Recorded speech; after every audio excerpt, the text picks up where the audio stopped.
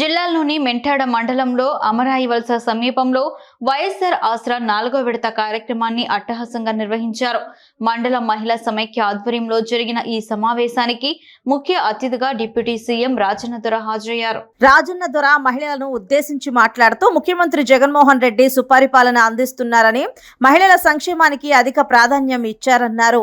ప్రతి నెల 1వ తేదీకి ఇంటి వద్దకే పెన్షన్ అందేలా చేస్తున్నారని, మరే రాష్ట్రంలోనూ లేని విధంగా నెలకు 3,000 రూపాయలు పెన్షన్ మహిళలకు, వితంతువులకు, వృద్ధులకు అందిస్తున్నారని అన్నారు.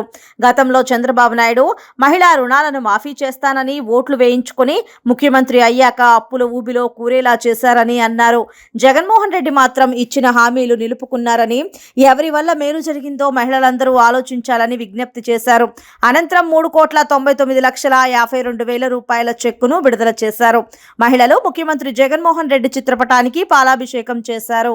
1600 లక్షల రూపాయలు మీ రుణాలు ఏవైతే తీసుకున్నారో ఆ రుణాలన్నీ కూడా మాఫీ చేసి 4 విడతల ప్రకారం మీరు ఇబ్బంది పడకూడదు, మీరు కష్టపడకూడదు, మీరు బాధపడకూడదు, ప్రతి అక్క ప్రతి చెల్లి సంతోషంగా ఉండాలనే ఆలోచనతోనే ఏదైతే జగన్మోహన్ రెడ్డి గారు పాదయాత్రలు చెప్పారో, ఏదైతే జగన్మోహన్ రెడ్డి గారు 2019 ఎన్నికల్లో చెప్పారో, ఇచ్చిన మాటకి నిలబడి, ఇచ్చిన మాట కట్టుబడి ఇవన్నీ కూడా మాఫీ చేశారు.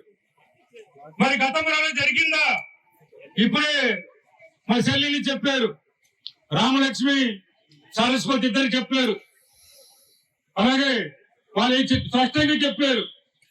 2014 ఎన్నికల్లో చంద్రబాబు నాయుడు గారు, అలాగే పవన్ కళ్యాణ్, లోకేష్, ఈ ముగ్గురు కూడా కలిసి అక్క తీసుకున్న ప్రతి రుణం, చెల్లి తీసుకున్న ప్రతి రుణాన్ని కూడా నేను మాఫీ చేస్తానని చెప్పారు.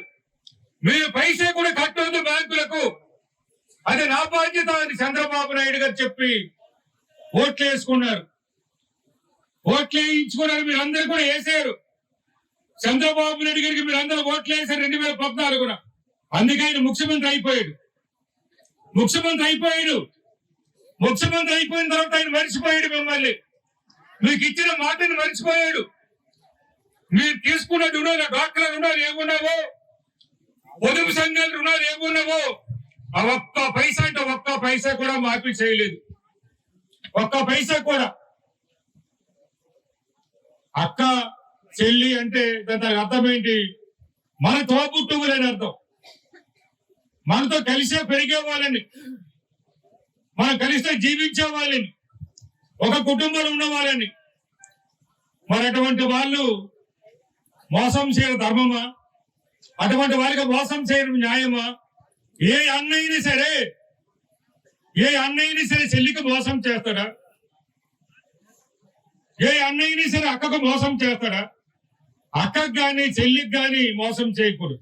అందులో మహిళలకు మోసం చేయడం అంటేనే మహాపాపం, అది శాపం కూడా. ఆసరా సంబరాలకు మనకు ముఖ్య అతిథిగా విచ్చేసినటువంటి మన ప్రీతం నాయకులు, మీ అందరి నాయకులు, మన ఉప ముఖ్యమంత్రి వారిలో మరియు గిరిజన శాఖ మంత్రులు శ్రీ పీడి గారు. చంద్రబాబు నాయుడు గారు ఎన్ని హామీలు ఇచ్చారో 2019 వరకు ఎన్ని తీర్చారనే సంగతి మీ అందరికీ తెలుసు. ఈ రోజు అక్కడ మహిళలు ఉన్నటువంటి చాలా మంది టీడీపీలు కూడా ఉండొచ్చు, కానీ ఆ రోజు నీటి మాటలు అవ్వచ్చు, లేకపోతే నివేన మాటలు ఏమైనా మనకి ఆ రోజు జన్మభూమి కమిటీలు పెట్టేసి ఎన్ని పెన్షన్లు ఇచ్చారు, అదే జన్మభూమి కమిటీలు పెట్టి ఎన్ని ఇచ్చారు, లేకపోతే అదే జన్మభూమి కమిటీలు పెట్టేసి మనల్ని ఎంతమందికి అక్రమంగా కేసులు పెట్టారనే సంగతి మీ అందరికీ తెలుసు. సుమారుగా మనం ఇది 5వ సంవత్సరం నడుస్తుంది జగన్మోహన్ రెడ్డి గారి పరిపాలన. ఈ 5 సంవత్సరాల్లో ఎంత అభివృద్ధి చెందింది, మనం ఎంత సంతోషంగా ఉన్నాం, ప్రజలందరూ కూడాను, మీరందరూ కూడా కళ్ళ కట్టడానికి అందరూ కూడా కనబడుతున్నారు.